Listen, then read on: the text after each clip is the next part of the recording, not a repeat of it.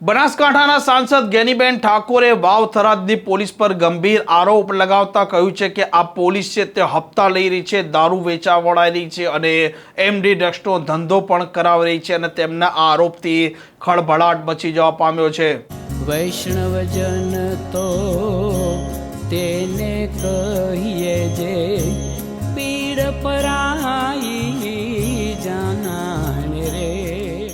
નમસ્કાર, આપ જોઈ રહ્યા છો નવજીવન ન્યૂઝ અને હું છું આપની સાથે તોફિક ગાંચી। બનાસકાંઠાના સાંસદ ગેનીબેન ઠાકોર અવારનવાર પોલીસ પર ગંભીર આરોપ લગાવતા હોય છે અને વાવ થરાદ જિલ્લો છે જે નવો બન્યો છે અને આ જે થરાદથી ધારાસભ્ય છે અને ગુજરાત વિધાનસભાના અધ્યક્ષ શંકર ચૌધરી પણ છે અને તેમના જ મત વિસ્તારમાં ગેનીબેન ઠાકોરે ગંભીર આરોપ પોલીસ પર લગાવતા કહ્યું છે કે વાવ થરાદની આ જે પોલીસ છે થરાદમાં બેફામ રીતે દારૂનું પણ વેચાણ થઈ રહ્યું છે અને પોલીસ પોતે હપ્તા લઈ રહી છે અને અહીંના યુવાનો એમડી ડ્રગ્સના રવાડે ચડી રહી છે અને 1000થી વધારે યુવાનો છે તે એમડી ડ્રગ્સના રવાડે ચડેલા છે અને તેમના આ નિવેદને ખળભળાટ મચાવ્યો છે।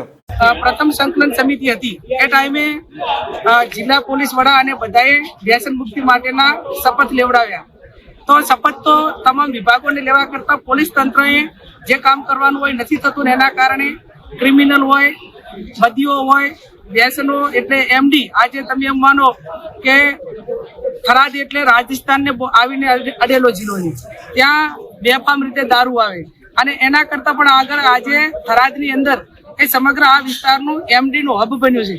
1000થી પણ વધારે યુવાનો ત્યાં એમડીના વ્યસનના રવાડે ચડી ગયા છે। પરિવારોને બરબાદ કરવાનું કામ અહીંની પોલીસની મિલીભગતથી થઈ રહ્યું છે।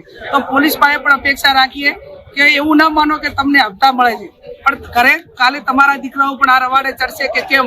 અને કુદરતને અહીંયા ધેર હોય અંધેર ના હોય, જ્યારે તમે બીજાનું સારું નથી ઈચ્છી રહ્યા તો કુદરત પણ તમારું કદાચ ક્યાંક ને ક્યાંક સારું નહીં છે। તો અપેક્ષા રાખીએ કે આ બધીઓને ડાબવાનું કામ પણ વહીવટી તંત્ર અને પોલીસ તંત્ર કરે। આમ ગેનીબેન ઠાકોરે જે પ્રકારે પોલીસ પર આરોપ લગાવ્યા છે, હપ્તાખોરીના આરોપ લગાવ્યા છે અને એમડી ડ્રગ્સનું બેફામ વેચાણ આ થરાદમાં થઈ રહ્યું છે તેવા તેમના આરોપ છે અને તેમના આરોપથી પોલીસના તંત્ર સામે પણ અનેક પ્રકારના સવાલો ઉપસ્થિત થઈ રહ્યા છે। અને આ જે થરાદથી ધારાસભ્ય છે શંકર ચૌધરી, જે પોતે ગુજરાત વિધાનસભાના અધ્યક્ષ પણ છે અને તેમના આરોપ બાદ હવે જોવાનું તે રહેશે કે વાવ થરાદ આ જિલ્લાની પોલીસ છે તે આવનારા દિવસોમાં શું કાર્યવાહી કરે છે।